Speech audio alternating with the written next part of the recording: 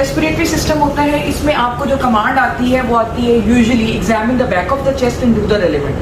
Front भी आ सकती है, लेकिन ज्यादा जो होती है वो बैक ऑफ द चेस्ट होती है, क्योंकि फ्रंट के ऊपर चूंकि हार्ट आ जाता है तो इसलिए कुछ फाइंडिंग्स मिक्सअप होने के चांसेस होते हैं। फिर बैक के ऊपर आपको तीनों जोन्स या तीनों लोब्स जो है वो आपको इजीली ऑस्कल्टेट हो जाते हैं। यूजुअली कमांड जो होती है वो बैक ऑफ द चेस्ट। तो इसमें वही कि आफ्टर टेकिंग कॉन्सेंट आपने इंस्पेक्शन करनी है, then palpation, then percussion and then auscultation, वही स्टेप्स हैं। ठीक है, इंस्पेक्शन पहले एक जर्नल इंस्पेक्शन होती है, मैंने आप सब लोगों को बताया कि लुक आपने देखनी है मरीज की कि कैसी है, उसकी कोई ब्लेंडर तो नहीं लगी हुआ, कोई कैथेटर तो नहीं लगा हुआ, कोई वो एंशियस तो नहीं है, टेकिपनिक तो नहीं है, पेल लुकिंग तो नहीं है, यानी जनरल एक बर्ड्स आई व्यू एक आपकी इंस्पेक्शन होनी चाहिए। जैसे जब मैंने इस मरीज को देखा तो मुझे ये लगा कि शी इज पेल, बट पेल है, ठीक है ना, इसका कलर जो है वो उस तरह का कॉम्प्लेक्शन नहीं है जिस तरह की नॉर्मल होता है। ठीक है, उसके अलावा कोई आईवी लाइन वगैरह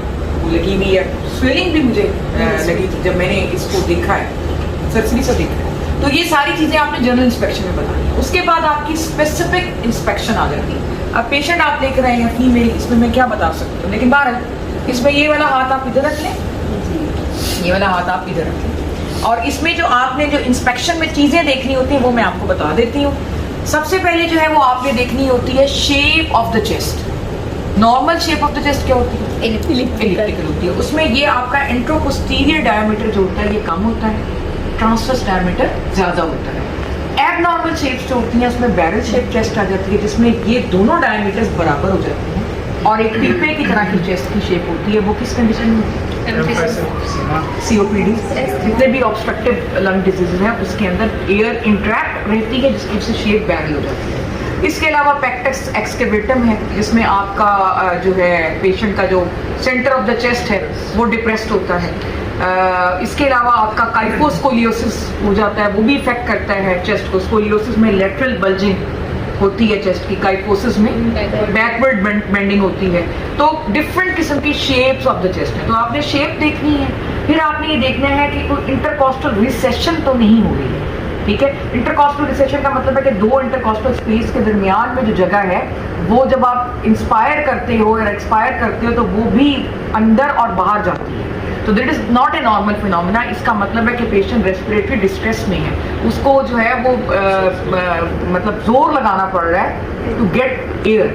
तो वो इंटरकॉस्टल रिसेशन हमने देखी, शेप ऑफ द चेस्ट देखी। इसके अलावा हमने देखा कोई स्कार मार्क तो नहीं है, स्पाइन को हमने देख लिया, ये वर्टिब्रास जो है वो ठीक है या नहीं। Anything else you want to add on inspection? कोई एस्पिरेशन मार्क्स तो नहीं है। एग्जाम में मरीज आएगा शॉर्ट केस, आपको हिस्ट्री तो नहीं आपने लेनी, तो वहां पर एक पट्टी अगर लगी हुई है तो आपको उससे क्ल्यू मिल जाएगा इनडायरेक्ट कि शायद यहाँ पर से इफ्यूजन टैप की गई है, तो वो आप उसको देख लेंगे। ठीक है, इसी तरह जब आपने शेप ऑफ द चेस्ट देखी, साइड पे से देखा, इधर से देखा, ठीक है, ऊपर से भी आपने देखा, यहाँ एपिसिस को देखा। एपिसिस जो होती हैं वो आमतौर पर फ्लैटेंड हो जाती हैं, अगर ट्यूबरक्लोसिस हो या कोई भी लंग का प्रॉब्लम हो तो बाज़ वक़्त एपिसिस जो होती हैं वो आपको फ्लैट मिल रही होती हैं, अंदर की तरफ डिप्रेस्ड मिल रही होती है। तो ये सारी चीज़ें जो है वो शेप देखने के बाद, anything else which you want to add in inspection you can add now. No? Then comes the palpation. अब मैं आपको हाथ लगाऊंगी, अगर आपको दर्द हो तो आपने बताना है। तो हम क्या करते हैं, हम उसको जो ऐसे करके स्पाइनल टेंडरनेस को देखते हैं। पॉट्स डिजीज के अंदर स्पेशली जो है वो स्पाइनल टेंडरनेस होती है, वो देखा। इसके अलावा यहाँ पर ग्रॉसली हमने इसको चेक कर लिया कि कोई टेंडरनेस तो नहीं है। ठीक है, उसके बाद जो चीज़ आ जाती है पैल्पेशन के अंदर, दैट इज चेस्ट एक्सपेंशन। ठीक है, यूजुअली चेस्ट एक्सपेंशन जो होती है वो आप करते हैं 3 डिफरेंट साइड्स के ऊपर, एपेक्स पर, मिडल में, lower. And how do you do this? आप इस तरह करते हैं कि अगर आपने एपेक्स की करनी है तो आप इस तरह से रखेंगे अपने हाथ और अपने थम्स को देखेंगे। लंबा सांस लें, लंबा सांस लें। आपने थंब की मूवमेंट देखनी है ऊपर और नीचे, दोनों थम्स अगर इकट्ठे मूव कर रहे हैं तो इसका मतलब है चेस्ट ऑलमोस्ट इक्वली और सिमेट्रिकली मूव कर रही है। Then you come on the middle, आप यहां से चेस्ट को पकड़ेंगे, ठीक है, और उसके बाद पेशेंट को कहेंगे लंबा सांस लें, लंबा सांस। दोनों थम्स जो हैं आपने देखना है कि वो इकट्ठे अंदर और बाहर जा रहे हैं या नहीं। अगर वो इकट्ठे अंदर और बाहर जा रहे हैं तो इसका मतलब दोनों साइड्स ऑफ चेस्ट जो है they are moving symmetrically. Then comes the lower zone, lower zone में भी सेम इस तरह ही करना है, लंबा सांस लें।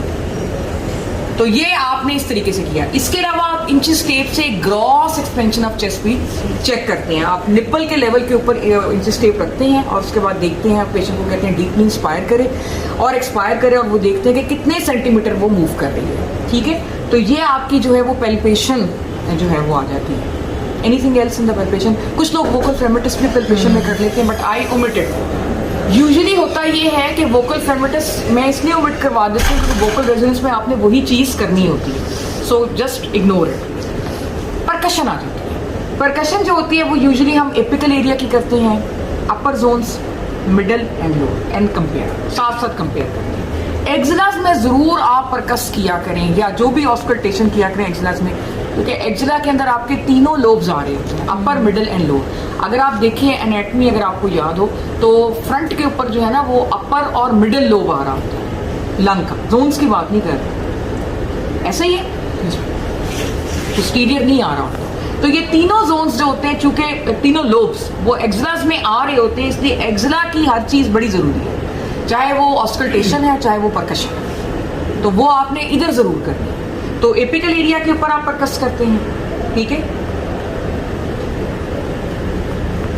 और उसके बाद आप जो है वो इधर आना शुरू हो जाए। हाथ आपने इधर ही रखने हैं, ऐसे इधर एक कंधे अंदर पे, ताकि स्केपुलास आपकी बाहर की तरफ मूव कर दें। ठीक है, 2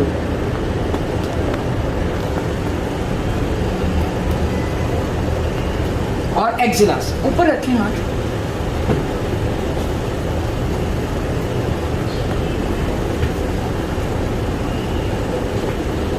ठीक है, so this is your percussion.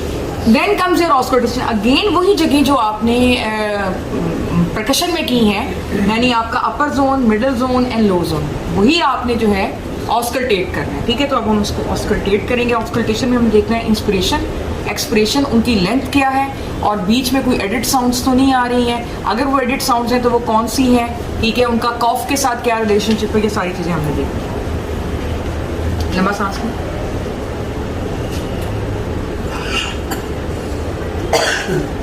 लंबा सांस लें,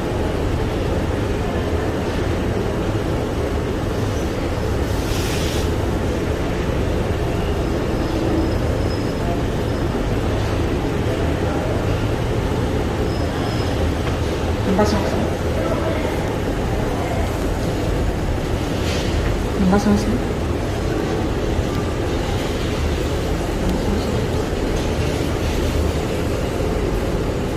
1 2 3 बोलें। 1 1 1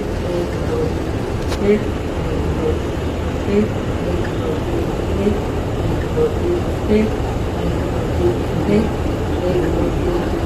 ठीक है, उसके बाद आपका आ जाता है रेलेवेंट एग्जामिनेशन। लेट जाइए। ये केस बिल्कुल नॉर्मल है, ये आपके मतलब का है ही नहीं, यानी इसमें कोई प्रेप